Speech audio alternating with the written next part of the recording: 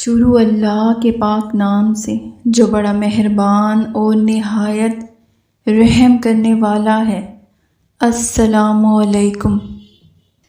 جنت کی عورتوں کی سردار، سیدہ کائنات، مخدومہ کائنات، فاطمۃ الزہرا سلام اللہ علیہا کے شہزادے مولا علی علیہ السلام کے جگر پارے شدید بیمار ہو گئے۔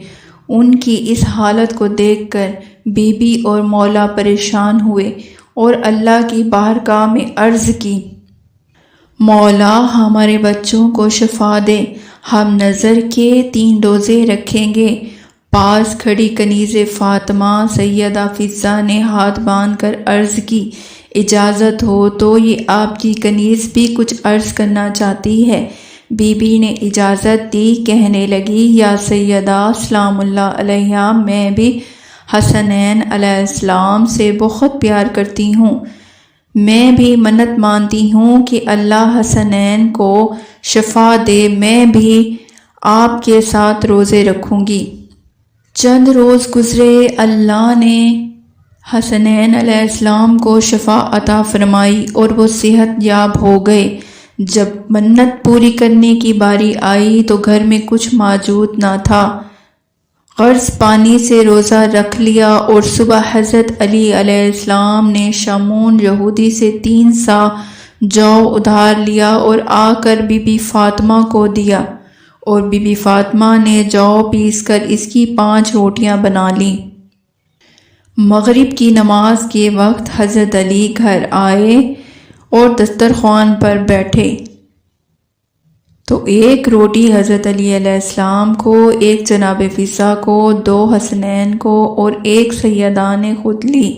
ابھی حضرت علی نے روٹی کا ٹکڑا توڑا ہی تھا کہ ایک فقیر نے دروازے پر آواز دی، اے اہل بیت محمد، میں ایک غریب مسلمان ہوں، بھوکا ہوں، مجھے اللہ کے نام پر کھانا دے دو، اللہ تمہیں جنت کا کھانا کھلائے گا۔ حضرت علی علیہ السلام نے کھانے سے ہاتھ روک دیا اور اسی طرح سب نے اپنی اپنی روٹیاں اور سب نے پانی سے افطار کیا اور سو گئے۔ دوسرے دن جو کو پیسا اور اس کی روٹیاں بنائی، لیکن جب افطار کا وقت آیا اور سب کھانے کے لیے بیٹھے تو ایک یتیم نے صدا دی، اے محمد کے گھر والوں، اس یتیم کو کھانا کھلا دو۔ تو سب نے اپنی روٹیاں اس یتیم کے حوالے کر دی اور خود پانی سے روزہ افطار کیا اور تیسرے دن کا روزہ شروع کیا۔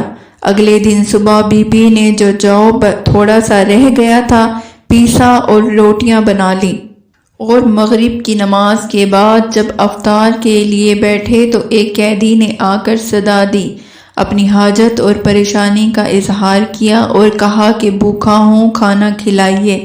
تو سب نے اس دن کی روٹیاں بھی اس فقیر کو دے دی اور خود پانی سے افطار کیا اور خدا کا شکر ادا کیا۔ اگلے دن روزہ تو تھا نہیں پر گھر کچھ کھانے کو نہ تھا، تو حضرت علی علیہ السلام دونوں شہزادوں کو لے کر حضرت محمد صلی اللہ علیہ وسلم کی خدمت میں حاضر ہوئے۔ بھوک کی وجہ سے چلنا مشکل ہو رہا تھا۔ یہ دیکھ کر حضرت محمد نے فرمایا، تمہاری تکلیف دیکھ کر مجھے تکلیف ہو رہی ہے، علی بتاؤ کیا ہوا ہے؟ تو حضرت علی نے ساری بات حضرت محمد مصطفیٰ صلی اللہ علیہ وسلم کو بتا دی۔ حضرت محمد صلی اللہ علیہ وسلم نے فرمایا کہ چلو حضرت فاطمہ کے پاس چلتے ہیں۔ جب آپ حضرت فاطمہ کے پاس تشریف لائے تو وہ نماز پڑھ رہی تھی، بھوک کی شدت سے چہرہ زرد ہو گیا تھا۔ حضور صلی اللہ علیہ وسلم نے انہیں سینے سے لگایا اور اللہ سے فریاد کی۔ اس پر حضرت جبرائیل علیہ السلام تشریف لائے اور حضور پاک صلی اللہ علیہ وسلم مسکرا دیے۔ حضرت محمد صلی اللہ علیہ وسلم نے فرمایا کہ علی غم نہ کرو، قیدی بن کے آنے والا، یتیم بن کر آنے والا، فقیر بن کے آنے والا اور کوئی نہیں، جبرائیل ہے۔ اسی وقت قرآن پاک کی آیت دہر نازل ہوئی۔ ترجمہ: وہ لوگ جو دنیا میں نظر پوری کرتے ہیں اور اس دن سے ڈرتے ہیں جس کی آفت ہر طرف پھیلی ہوگی، اور خدا کی محبت میں مسکین، یتیم، اسیر کو کھانا کھلاتے ہیں اور ان سے کہتے ہیں ہم تمہیں صرف خدا کی خاطر کھلا رہے ہیں، ہم تم سے نہ کوئی بدلہ چاہتے ہیں اور نہ ہی کوئی شکریہ۔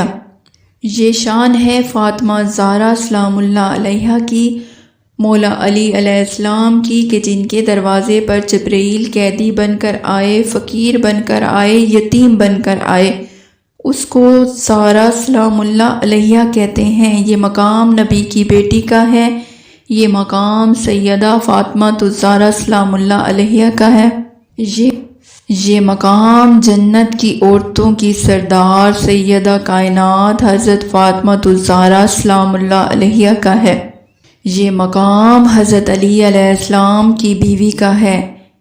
ایک روزہ سیدہ نے رکھا کہ روٹی یتیم کو دی، مسکین کو دی اور فقیر کو دی، اور یہ شان ہے میری بی بی سیدہ فاطمہ الزہرا سلام اللہ علیہا کی،